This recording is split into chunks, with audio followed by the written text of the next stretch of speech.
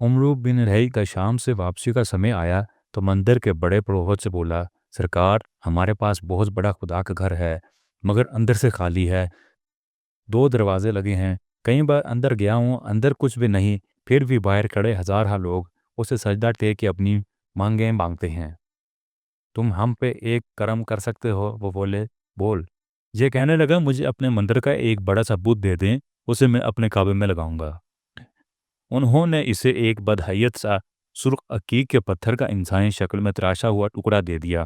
اس کا دایاں ہاتھ ٹوٹا ہوا تھا اور بولے، یہ حبل ہے، اس سے مانگنا، اس کے نعرے لگانا ہے۔ یہ حبل اب میرا خدا ہے۔ اس نے خدا کو یوں اٹھایا جیسے کوئی بچہ گود لیتا ہے، پھر اپنے خدا حبل کو اونٹ پر اوندا لٹا کر شام سے مکہ میں لے آیا اور خانہ کعبہ کے سامنے اپنی ساری قوم کو اکٹھا کر کے کہنے لگا، دیکھو، تمہارے لیے تمہارا خدا لے کر آیا ہوں، یہ حبل ہے، اس کے نعرے لگاؤ، کہو جے حبل کی۔ لوگ نعرے لگانے لگے، بچوں کی طرح انہیں کھلونا مل گیا، بچے اس سے کھیلتے رہے، بڑے اس کے آگے ماتھا ٹیکنے لگے۔ ان سب نے اسے اٹھا کے خانہ کعبہ کا دروازہ کھول کے اندر سے جا دیا، خود خانہ خدا کی دہلیز پہ ماتھا رکھ کے بیٹھ گئے۔ حبل قریش کا سب سے بڑا بت تھا، اس کا دایاں ٹوٹا ہوا پتھر کا ہاتھ قریش والوں نے سونے کا بنوا کے لگا لیا۔ حبل دراصل بال کی تعریف ہے، بال اہل شام کا دیوتا تھا، اس سے منسوب بال وقت شام کا قدیمی شہر ہے۔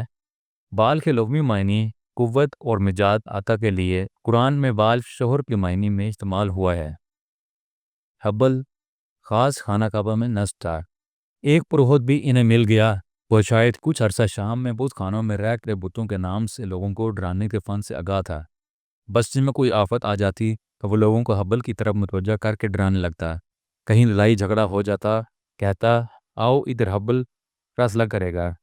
حبل کے بہانے اس نے خود 7 تیر حبل کے چرنوں پر رکھے تھے، کچھ پہ لکھا تھا نام ہاں، کچھ پہ لا نہیں، جیسے سکہ لے کے اس سے ہیڈ اور ٹیل کا ٹاس کرتے ہیں۔ وہ تیروں سے فیصلے کرنے لگا، لوگ فیصلہ ماننے لگے۔ خشک سالی کا عرصہ زیادہ ہو جاتا تو وہ شور مچا دیتا، حبل ناراض ہو گیا ہے۔ لوگ اونٹ بھیڑیں لا کے اصحاب اور نائلہ کے پاس ذبح کرنے لگے۔ اس کے ایک بلاوے پہ لوگ ننگے پاؤں گھروں سے دوڑتے آتے۔ شادی بیات کی رسومات بھی پروہت نے کچھ کا لیں۔ لوگوں کو شادی گھر کے لیے جگہ مل گئی۔ پروہت کو خانہ خدا کی دہلیز پہ بیٹھے بیٹھے ایک کاروبار مل گیا۔ موت تک کی رسومات وہیں پروہت کے روبرو ہونے لگیں۔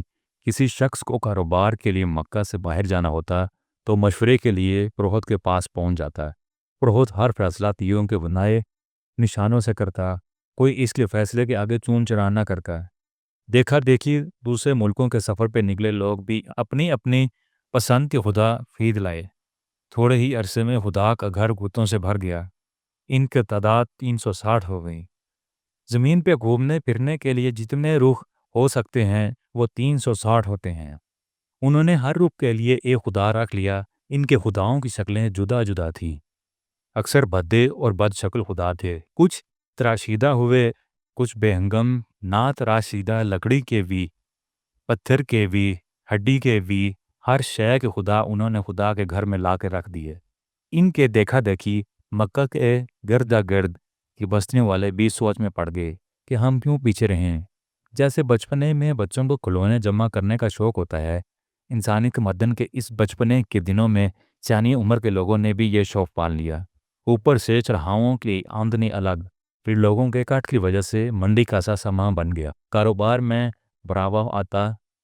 بتوں کے لیے تو کسی قسم کی شکل و صورت کی کیا نہیں تھی، بس ہر بت کے خدا کا کوئی کہانی کار ہوتا تھا جو اپنے خدا کی کوئی ایسی عجب کہانی بناتا کہ لوگ بھویں اٹھا لیتے، گردن ہلانے لگتے، جیبوں سے مال نکال کر اس بت کے چرنوں میں چڑھاتے اور خود چہرے پہ بچارگے لا کے اس بت کے پیروں میں بیٹھ جاتے۔ سبھی بت انسانوں کے خد و خال کے نہیں تھے، کچھ کی شبیہیں جانور جیسی تھیں، کچھ جانور بھی نہ تھے، درختوں کا جھنڈ سا تھا۔ مکہ کے پہاڑی مضاف نخلا کے لوگوں نے بھی سوچا کہ ہم نے بھی بت خانہ بنانا ہے۔ ان کے ہاں پتھروں سے زیادہ شاید ہریالی قابل قدر تھی۔ انہوں نے 30 بیری کے جھاڑیوں کی کچھ ایسے قطع برید کی کہ انہیں کسی کہانی میں پرو کے خدا کی بیٹی بنا دیا۔ نام رکھا عزا۔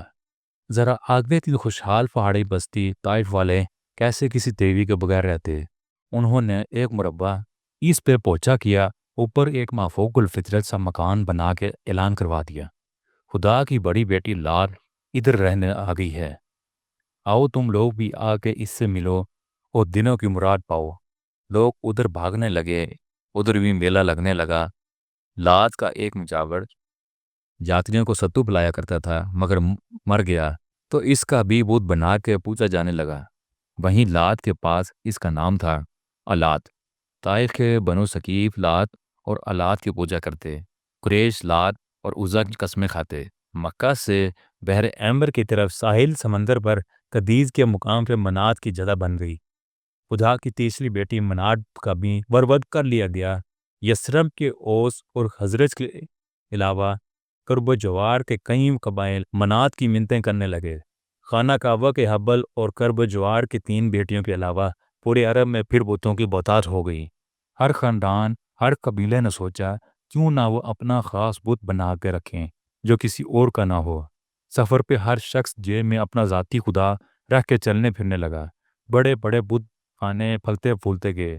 جنبوک کے قریب بنو حلوان نے ہاتھ میں بت سوا کھڑا کر لیا۔ سوا کی شکل عورت کی تھی۔ بنو حزیل بن الیاس اس کے پرستار تھے۔ دومت الجندل کے بنو کلب نے ود کو اپنا دیوتا مان لیا، سجا لیا۔ قریش بھی اسے پوجتے تھے۔ قریش کے مشہور بہادر عمرو بن عبدو داسی بدھ کے غلامی کی پہچان تھا، جو جنگ خندق میں سیدنا علی رضی اللہ عنہ کے ہاتھوں مرا۔ مزہج اور اہل جرش نے یمن میں یہوز کو اپنا خدا بنا کر بٹھا لیا۔ نصر حمیر والوں کا دیوتا ہو گیا۔ یمن کا ذی القلاع قبیلہ اس کا پجاری تھا۔ یعوق یمن کے علاقے ارجب کے مقام پر گڑا ہوا تھا۔ اس کی شکل گھوڑے جیسی تھی۔ بنو ہمدان کی اولاد بنو خولان انہیں اپنا معبود مانتی تھی۔ ام الانس بھی خولان قبیلے کا بت تھا۔ وہ کھیتی باڑی اور مال مویشی کے صدقات اللہ اور اس کے بت کے درمیان کچھ ایسے تقسیم کرتے کہ جو اللہ کا حصہ اس بت کی طرف چلا جاتا اسے نہ نکالتے، مگر جو بت کا حصہ اللہ کی طرف چلا جاتا اسے نکال لیتے۔ وہ تعویل دیتے، اللہ تو بے نیاز ہے، ہمارا بت بے نیاز تھوڑی ہے۔ سعد نامی بت بنی ملکان بنی کنانا کا تھا، انہی کی بستی میں کھڑا تھا۔ اس کی شکل بڑی ہیبت ناک تھی۔ لوگ وہاں اپنے جانور ذبح کرتے اور خون اس بت کے منہ پہ مل دیتے۔ ایک آدمی اپنے چند اونٹوں کو اس بت کے پاس برکت حاصل کرنے کے لیے لے گیا۔ ایک اونٹ والے آدمی سے زیادہ عقل والا تھا۔ ہیبت ناک بد شکل بت دیکھ کے وہ اونٹ بدک کے بھاگا۔ وہ آدمی اونٹ کے پیچھے کئی کوس سے جا کے اس نے اونٹ کو پکڑا۔ واپس آ کے اس نے بت کے سر پہ اٹھا کے پتھر مارا اور گالی دے کے بولا، میرا اونٹ بھگا دیا۔ الاکثیر بھی بت کا نام تھا، جو شام کی سرحد کے پاس آباد قضاء، نجم، جزم اور غطفان سے نذرانے بٹورتا تھا۔ وہ لوگ ستاروں کی پوجا کرتے تھے۔ کنانا والے چاند کو پوجتے تھے۔ زشرا اور خریز دیوتاؤں کا جوڑا تھا۔ دوس اور بنی ازد، بنی حرش اور بنی تیک کے جدیلہ شاخ اسیر کے علاقے میں انہیں پوجتی تھی۔ ذوالخصلہ کو بھی دوس، حسیم اور بخیلہ کے قبائل اپنا خدا مانتے تھے۔ یہ بطالہ نامی جگہ پہ استادہ تھا۔ اسے پوجنے والے اس کی توقیر کی خاطر اسے کعبہ یمانیہ کہتے تھے اور بیت اللہ کو کعبہ شامیہ۔ رام بنی حمیر اور اہل یمن کا معبد تھا۔ رضا بنی ربیہ کا عبادت خانہ تھا۔ ذول کی بات کو قبیلہ بنو تغلب اور اولا دوائل اور ایام نے پوجا پاٹ کے لیے سناد نامی جگہ پہ سجایا ہوا تھا۔ ذوالکفین قبیلہ دوس کا جوتا تھا۔ سیدنا طفیل بن عمرو دوسی نے مسلمان ہو کے اس لکڑی کے بنے بت میں آگ بھر کے اسے جلا دیا۔ بتوں کی پوری فوج تھی جس نے سارا عرب تاراج کیا ہوا تھا۔ اکثر یہ بھی ہوتا کہ لوگ ایک دوسرے سے اپنے خدا بدل لیتے۔ کسی کا بت ٹوٹ جاتا تو روتا پھرتا، کہتا ہائے میرا خدا مر گیا، مجھے کوئی خدا لا دو۔ خوبصورت پتھروں کی مانگ بڑھ گئی، ان کی قیمت چڑھ گئی۔ بہت شکریہ۔